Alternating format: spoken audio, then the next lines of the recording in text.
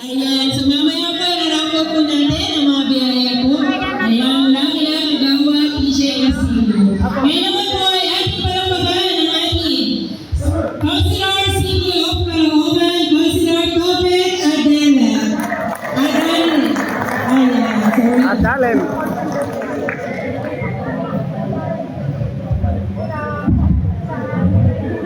Magandang gabi po sa ating lahat.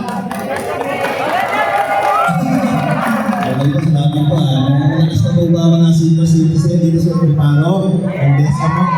Testingin lang po natin. Tapos po natin kanang kamay. Mga kalamit po nasa kanan. Pakibati po. Magandang gabi. Magandang gabi. Ngayon, pakikilabit naman po yung nasa kaliwa. Pagkatanong, may pang-lutsog na kalaba. Ngayon lang, nadali. Ang panahon po po tayo nabibigay ang siyempre po, pati ko lang po ang presidente sa mga Doris Amiga, sa Kagawad PG Castillo, at siyempre po sa inyo lahat, magandang gabi po sa ating lahat. At nagpadaan din po ako dito para siyempre mamati ko rin po kayo ng advance Merry Christmas and Happy New Year po sa ating lahat. At nagpapasalamat po ako sa DESCA sa walang sawang pagsuporta po sa akin. At alam niyo po sila Ma'am Sumiga, ilang beses po ako na pinuntahan sa City Hall at tinawagan din po ako ng ilang beses na sigurado lang po na pupunta ka dito. Kaya naman po ako panangka ko, hindi ko po kayo madadalaw. At alam niyo po, napakahalaga po sa akin ang DESCA kasi po nagsisimula pa lang ako nung tatakbo po ako nung nakaraang 2002 elections. Isa po sa mga unang grupo na pinuntahan ko ay ang DESCA. At doon nga po, siyempre pagbuwan po ko, makahingi po ko ng mga mabibigyan na advice. At siyempre po, sila rin po nagpalakas ang loob ko para po ipagpatuloy ko ang aking laban bilang konsyal. At ayun nga po sa tulong po ng DESCA, naging konsyal din po ako. Kaya maraming salamat po sa inyo. At bilang ang bawin ko po, alam mo po, ang biling ko lagi sa aking opisina, sa aking mga staff.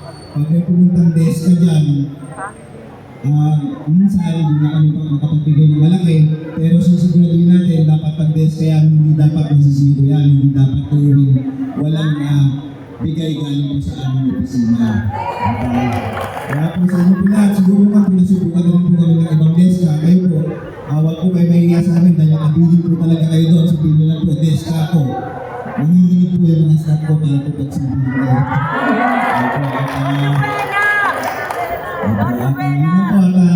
Hindi po maraming salamat po. Sana po hindi po kayo magsawa sa akin. At ako po sigurado po na hindi po ako magsasawa sa inyo. At alam niyo po, alam naman po natin na yung posisyon ko temporary lang, 9 years lang po ito. At pangako po sa inyo, balang araw, wala mga sa politika, sana po malalakas na po kayo nun. Kaya mananatili po kayong kaibigan at pamilya po para sa akin. Sige po. At ang kakayanin po kung si Kagawad po, para ako na bali-anim na 500, siyempre konsela ko, sabihin wala ko pa ako. Pagkakalaman pa lang po kasi ako ng nakagay spaghetti package sa ilang spaghetti package at yung dish organizer. At magdadagdag na lang din po ako na ilang kailan po gusto nyo. Wala akong pera. Sige po, dagdagan ko na lang din po para po sa DESCA na 10,500 pesos po. Hindi ko lang po yung sa Facebook kasi po hindi ko ginagawa ko sa ibang barangay, sa inyo lang po eh. Kasi mas kinsan ko talaga sa akin. Hindi po ako po sa Councilor Topet Adela. Advance Merry Christmas po sa inyo lahat. Magandang gabi po sa akin. Thank you.